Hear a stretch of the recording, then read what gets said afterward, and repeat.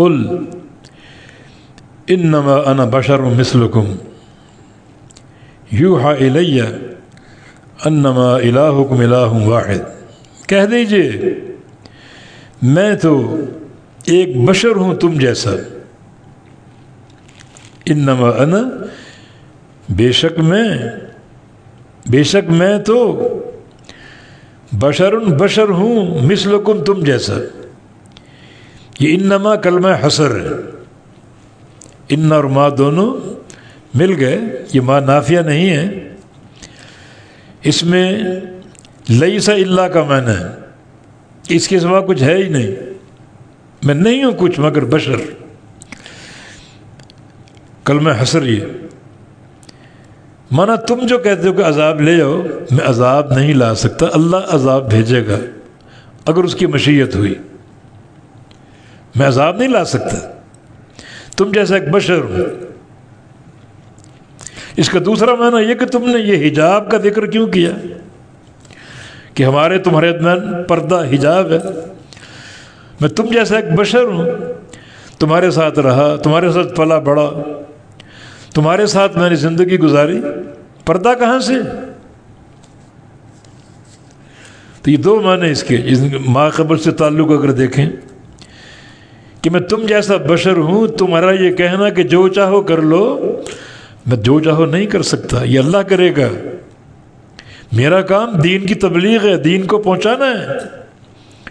دوسرا تعلق یہ کہ جو حجاب ہے، یہ حجاب کہاں سے آ کہ تم جیسا بشر ہوں، تمہارے ساتھ رہتا ہوں، تمہارے ساتھ خلط ملط ہوں، تمہارے ساتھ ایک وقت گزارا ہے،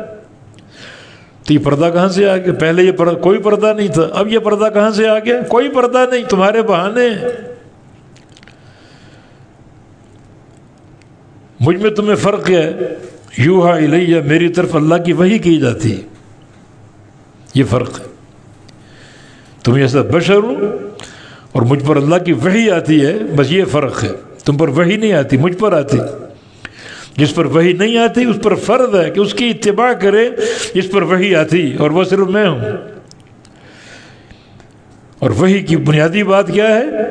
انما الہکم الہ واحد، یہاں بھی کلمہ حصر ہے کہ بلا شبہ تمہارا معبود صرف ایک اللہ ہے، الہ واحد، وہ الہ جو ایک ہے، الہکم تمہارا الہ، تمہارا معبود الہ واحد، ایک الہ ہے، ایک اللہ ہے جس کا کوئی شریک نہیں ہے۔ یہ میرا پیغام، یہ میری دعوت ہے، توحید کی دعوت، اللہ تعالیٰ کی طرف تم کو بلاتا ہوں، بلانے والا ہوں۔ یہ فرق ہے ہم تم میں، تم جیسا بشر ہوں تو پردے کیسے، اور تم جیسا بشر ہوں اس سے بڑی کوئی میری طاقت نہیں ہے کہ تمہارے کہنے پر اللہ کا عذاب لے آؤں، اگر اللہ کی مشیت ہوئی، حکمت ہوئی تو اللہ کا عذاب بھی آ جائے گا۔ مجھ میں تم میں کیا فرق ہے؟ مجھ پر اللہ کی وحی آتی تو میری بات مان لو۔ اور بنیادی بات کیا ہے؟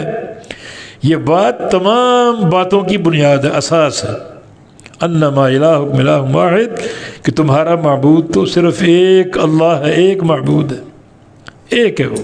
ربوبیت میں اکیلا، الوہیت میں اکیلا، اسماء و صفات میں اکیلا، اپنے سارے کاموں میں اکیلا، واحد ہے،